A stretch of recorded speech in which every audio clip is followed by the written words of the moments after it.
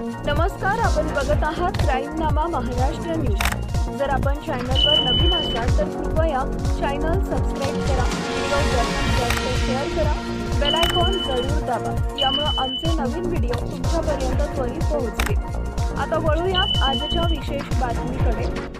महाराष्ट्रामध्ये सर्वत्र मतदान प्रक्रिया सुरू असून नागरिक मोठ्या संख्येने मतदानाला घराबाहेर पडले आहेत। अशातच जळगावच्या पिंपराळे परिसरात गोळीबार झाल्याची घटना घडली आणि एकच खळबळ उडाली। पोलीस गोळीबाराच्या घटनेची माहिती घेत असतानाच दुसरीकडे अपक्ष उमेदवारानं त्याच्या कार्यकर्त्याला जोरदार मारहाण केल्याने नागरिक चांगलेच भयभीत झाले होते। मिळालेल्या माहितीनुसार पिंपराळा परिसरात दोन व्यक्तींमध्ये असलेला जुना वाद उफाळून आला। सुरुवातीला शाब्दिक वाद झाला, नंतर बाचाबाची झाली आणि नंतर पुन्हा हाणामारी सुरू झाली। दोघांची हाणामारी सुरू असतानाच एकाने रिव्हॉल्वर काढून गोळीबार केला। गोळीबाराचा आवाज जोरदार ऐकून परिसरातील नागरिकांचा थरकाप उडाला। जे नागरिक रोडवर होते ते सुरक्षित ठिकाणी पळाले। या घटनेची माहिती मिळताच पोलीस अधीक्षक महेश्वर रेड्डी घटनास्थळी दाखल झाले। मतदान सुरू असतानाच गोळीबाराची घटना घडल्यानं अफवांना उधाण आले होते। यामुळे पोलिसांनी संदेश दिला की या गोळीबाराचा निवडणुकीशी कुठलाही संबंध नाहीये।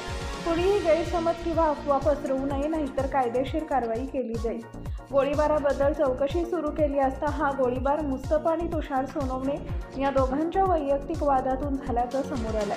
मुस्तफा हा मिस्त्री काम करतो, तर मुस्तफानं तुषारच्या साईटवर काम केलं होतं आणि त्याचं 1,30,000 रुपये तुषारकडून मुस्तफाला घेणे होते। मुस्तफानं अनेक वेळा पैसे मागितले, पण तुषार देत नव्हता। त्या पैशाच्या देवाणघेवाणातून दोघांचा वाद झाला। हाणामारी होत असताना तुषारनं शस्त्र काढून मुस्तफावर गोळीबार केला, पण प्रसंग लहान राखून मुस्तफानं येथून पळ काढला, त्यामुळे त्याला गोळी लागली नाही। मुस्तफा पळून गेल्यानंतर तुषार पण पळून गेला। पोलीस तुषारच्या मार्गावर आहेत। लवकरच तुषारला अटक केली जाईल असं पोलिसांनी सांगितले।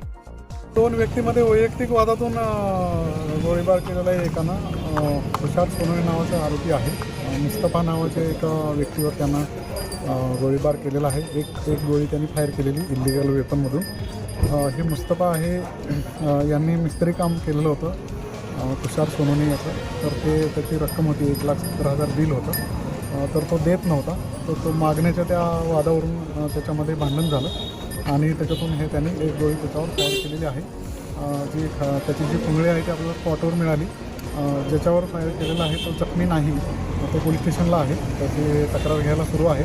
आरोपी फरार आहे, त्याचा शोध आपण पथक घेत आहे। जो आरोपी आहे त्याच्या पार्श्वभूमी आपण तपास करत आहोत आणि गिऱ्हाईकाची पण पार्श्वभूमी आपण तपास करत आहोत। फिर्यादी सध्या प्रथमदर्शनी माहितीनुसार तो मिस्त्री काम करतो। या सर्व घटनेचा इलेक्शन प्रोसेसशी काहीही संबंध नाही। तो पूर्णपणे वैयक्तिक वादातून झालेला आहे आणि त्याप्रमाणे आता पोलिसांची कारवाई। सर, एकूण किती राऊंड फायर झालेले आहे? एक राऊंड फायर झालेला आहे। त्याचं आपल्याला खाली केस पुंगळी ज्याला म्हणतात ती स्पॉटवर मिळालेली आहे। तर हा पिंपळाळामधला कोणता भाग आहे? हा पिंपराळ्यामधला मयूर कॉलनी भाग आहे। मयूर कॉलनीमधला घटना झाली आहे। ही पिंपराला भागातलं दोन इसम आहेत, ते सचिन चव्हाण आणि मुस्तफा म्हणून। हे दोघांचं काही लेण्या देण्यावर वाद होते। आजही देखील म्हणजे त्यांचा आपसेच काही वाद झाले होते। मग त्याच्या वादातून म्हणजे अचानकपणे एक बुलेट हवेत फायर झाला असं माहिती पडलेलं आहे। मग त्याच्या अनुषंगाने गुन्हा दाखल करणं आणि आरोपीचा शोधणं आमचं चालू आहे। आणि ही जी घटना आहे इलेक्शनचा काही संबंध नाहीये। तर दोघांनी कोणत्याही पॉलिटिकल पार्टीचं रिलेटेड नाहीये किंवा इलेक्शनचा काही संबंध नाहीये। पुन्हा एकदा विनंती, कृपया चॅनल सबस्क्राईब करा, व्हिडिओ जास्तीत जास्त शेअर करा, आपले विचार कॉमेंटच्या माध्यमातून आम्हाला जरूर कळवा।